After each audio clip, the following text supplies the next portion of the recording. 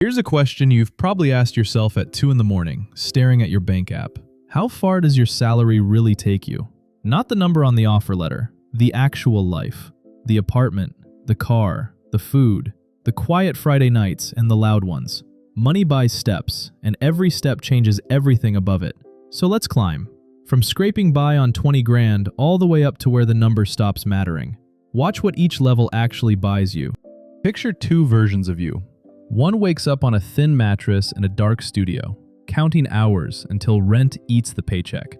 The other wakes up 60 floors up, sunlight pouring across marble, the whole city laid out like it owes him something. Same face, same name. The only thing between them is a number on a pay stub. Over the next 11 steps, we're going to walk that climb dollar by dollar and watch how every raise quietly rewrites your entire life. At 20 grand, home is a corner you rent, not a place you own. $1,500 a month, split 4 ways, gets you the bottom bunk against a wall that sweats when it rains. One bare bulb, somebody else's hoodie on your chair, somebody else's dishes in the sink. You learn to sleep through other people's alarms, other people's arguments. There's no quiet here, no door that's only yours.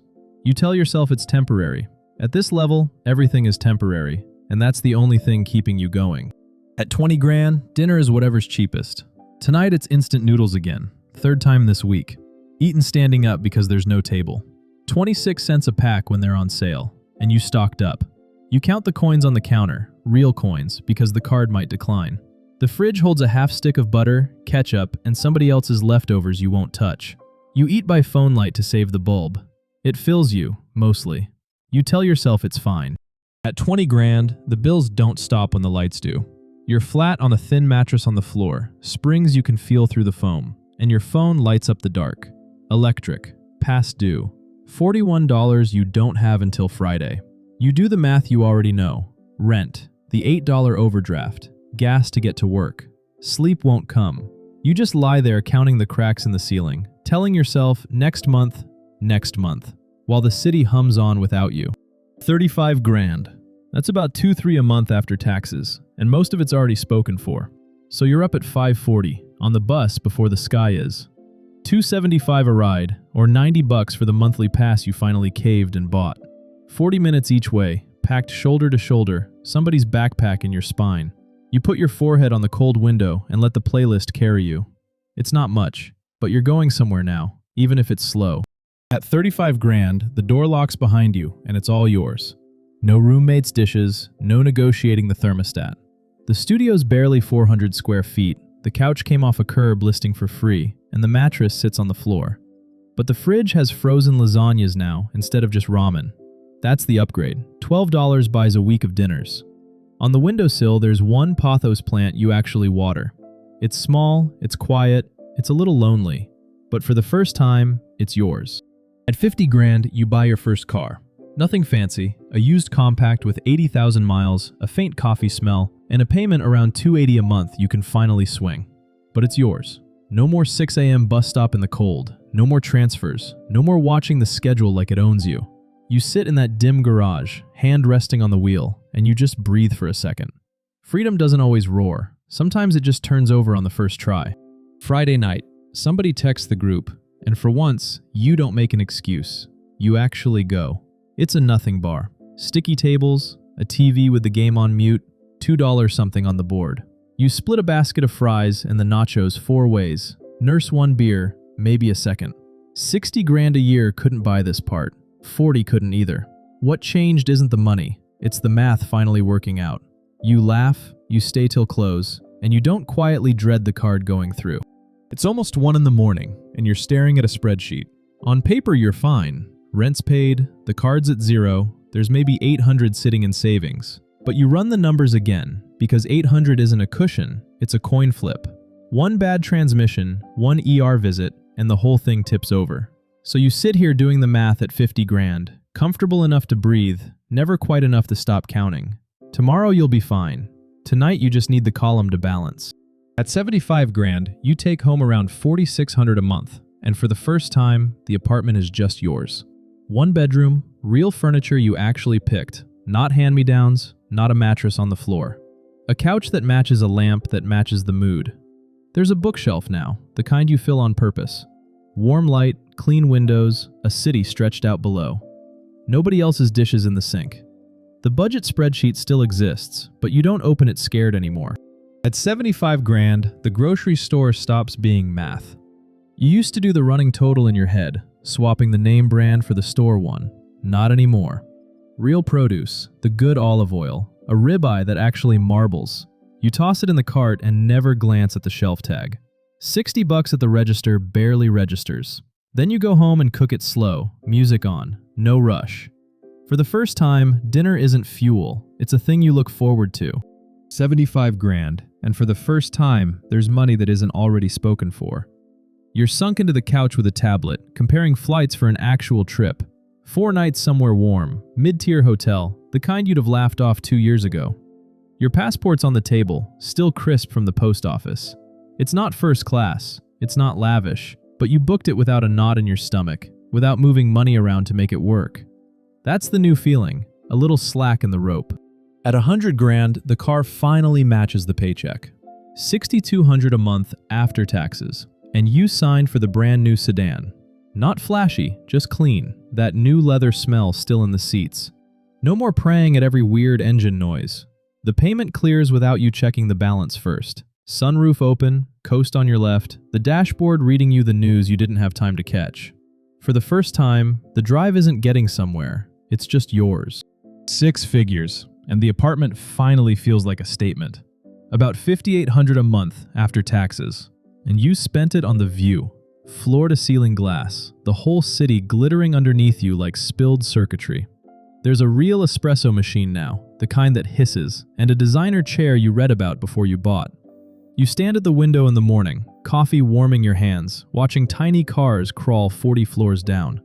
You made it up here. So why does it still feel like a balcony you can't quite stop gripping? At 100 grand, you're clearing about 6 grand a month, and tonight you spend a little of it on purpose. Rooftop table, string lights, a $40 bottle of red, someone across from you who's impressed. This is the made it feeling everyone promised. But somewhere between the second glass and the city glittering below, a quiet thought lands. The car payment, the condo, the lifestyle, they all need this exact paycheck.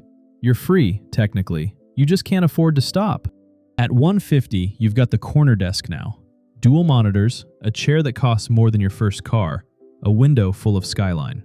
Your take-home clears 9 grand a month, and people say your name in meetings. But it's 8:40 at night, and the floor is empty. The salary stopped being pay and started being a leash.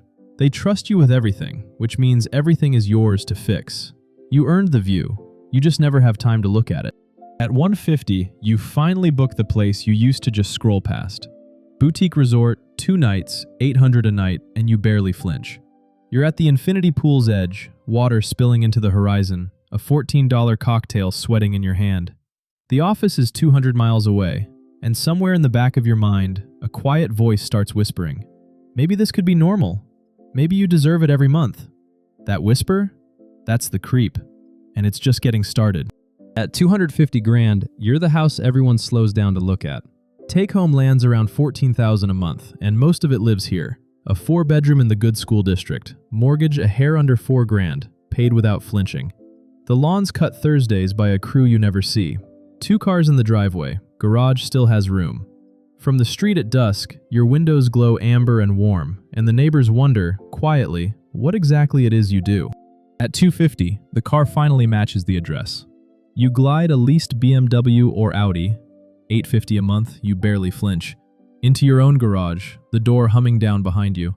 Heated seats, stitched leather, ambient lighting glowing soft amber. No more street parking, no more scraping ice at 6 a.m. You sit for a second after the engine ticks off, music low, just enjoying the quiet. This is the part of the climb nobody warns you about. How good it feels to simply pull in and close the door. 250 grand, and you'd think the worrying would stop. It doesn't. It just gets more expensive. Take-home lands near $14,000 a month, but the mortgage, the car payment, the private school, the lifestyle you quietly agreed to, all eat it alive. Your accountant's on the phone about quarterly estimates and a number that makes your stomach drop. You're not poor, you're leveraged. Every upgrade became a bill, and now the whole thing only works if you keep running. At $500,000 a year, the bills just clear themselves. You don't check the balance before the bartender pours the 18-year scotch. You just nod. The club costs 15 grand a year to belong to, and you don't blink because nobody here asks what you do. They already know. The mortgage, the cars, the schools, all of it runs quietly in the background now, automatic. Money stopped being a problem you solve daily. It became a thing that simply waits for you, patient, in the dark wood and the lamplight. At 500 grand, you stop racing the airport. There's no security line, no boarding group, no gate at all. A quiet private terminal, a handshake, and you walk straight onto the plane. Up front, the seat folds into a bed, the attendant pours champagne before you've sat down, and the city peels away in gold lights beneath you. You used to count dollars, now you count hours, and for the first time in your life, you're finally getting them back. At $1 million a year, the house stops being shelter and becomes a vantage point. You bought the hillside, not the street. 5 bedrooms you'll never all use, walls of glass, and an infinity pool that pours its edge straight into the skyline below. The whole grid you used to commute through is just a glittering carpet now, way down there. No mortgage stress, no checking the balance. You float on your back, drink in hand, and realize the only thing left to climb is the quiet. $1 million a year, and the garage stops being a garage. This is a private showroom, polished concrete, climate-controlled, lit like a museum. The car cost 300 grand, and you didn't finance a dime of it. You just wired the money. 12 cylinders, a paint job that shifts color in the light, a top speed you'll never legally touch. You toss the keys, catch them, and realize the wildest part. This isn't even your only one. At this level, the car is just decor. At $1 million a year, you're on the back deck of a chartered yacht, the Mediterranean going copper gold around you. Friends laughing, a chilled bottle nobody's counting, your phone face down for once. You did it. The whole climb, every cramped apartment, every brutal year paid off in this exact sunset. And yet there's this quiet voice underneath the music. Is this it? You worked your whole life to arrive somewhere, and now you're here, wondering what you were actually chasing. At $10 million a year, the number stops meaning anything. You can't spend it fast enough. It grows while you sleep. $8,000, $9,000 an hour. Even now, standing here in your robe. The penthouse cost more than most people earn in 2 lifetimes, and you barely remember closing on it. There's no bill that scares you, no price you check.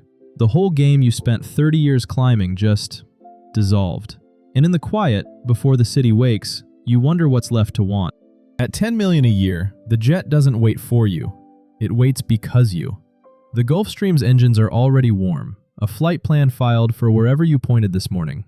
Tokyo by dinner, Aspen by the weekend. Nobody asks the price.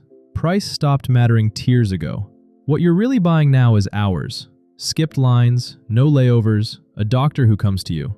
You have everything money builds, so the last thing you can't manufacture is more time. And quietly, you've started counting it. So here you are, near the top of the same glowing staircase you started on. Turn around. Every step you climb still has a version of you standing on it. The kid eating instant noodles at 20 grand. The guy signing his first lease at 50. The one who finally stopped flinching at the gas pump. None of them disappeared. You carried them up here. And from this height, you can finally see the whole truth. The money never erased the fear. It just changed what you were afraid of losing. So here's the thing nobody tells you. Every step on this staircase buys a different kind of freedom and charges a different kind rent. At 20 grand, it's survival. At 500, it's choices. At $1 million, it's time itself. But none of them is the top, and none of them is the end. The number changes what you fear, not whether you fear. So be honest with yourself for a second. Which step are you standing on right now, and which one are you quietly climbing toward?